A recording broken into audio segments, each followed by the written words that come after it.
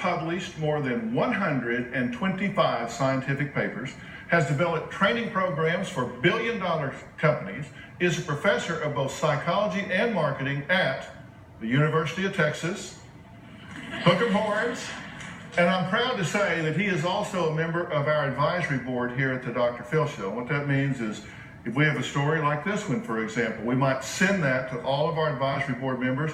They look at it, they give us their views, their thoughts on it, and Art is always great about weighing in. Well, he's written a new book titled Smart Thinking, which is available today, and I have read this book cover to cover. It is top-notch. Please welcome Dr. Art Markman. Well,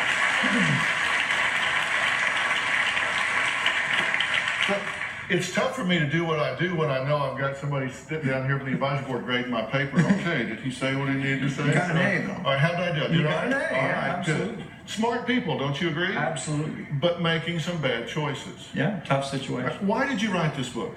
Well, if you think about it, most of us are asked to think for a living. And unfortunately, we don't teach people all that much about the way that their minds work. And so the idea is, the more you know about the way your mind works, the more effective you can be in thinking. All right, so you're telling me that, look at these people out here. You're telling me every one of these people can read this book, incorporate the steps here, and get smarter. Absolutely, right away. There's a three-part formula for smart thinking. Take us through it. That's the first thing. Develop smart habits. That's right. So most of us think about habits mostly when we're doing something that we want to stop doing. We have some bad habit and Right. we want to stop it. But the fact is, our lives would be miserable if we weren't good at having habits all the time. You don't want to have to think about how to get home from work or where the light switch is in your house.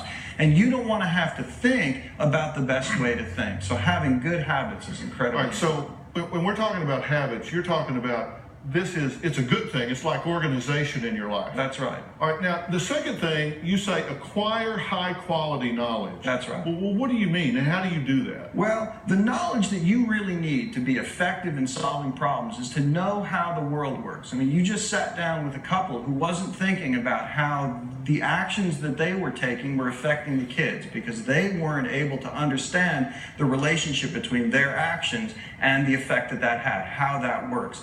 The more that you understand about the way everything in the world works, the more that you can begin to take that knowledge and use it when you need it to solve problems. And you're saying take time to figure out what those consequences are when you choose a behavior. That's what I'm saying to these two. That when you choose to refer to your husband as a sperm donor father, if you choose to do this or that, stop and think about, okay, what is the consequence of that and what priority is that serving? That's what you call high quality knowledge. That's right. And if you don't know what the priority is, then go talk to somebody else who understands that better and work with them to really understand it. All right, what's the third point? And then the third point is you got to be able to use that knowledge when you need it.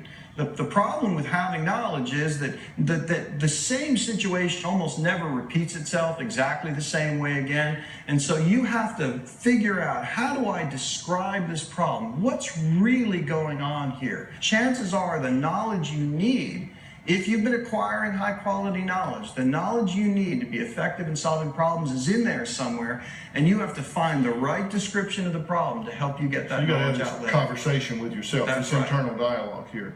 Now, one of the biggest challenges we have, I think, is we do have bad habits that we want to replace with new behaviors, like with a couple I was just talking about. So I have someone that I want Dr. Markman to meet.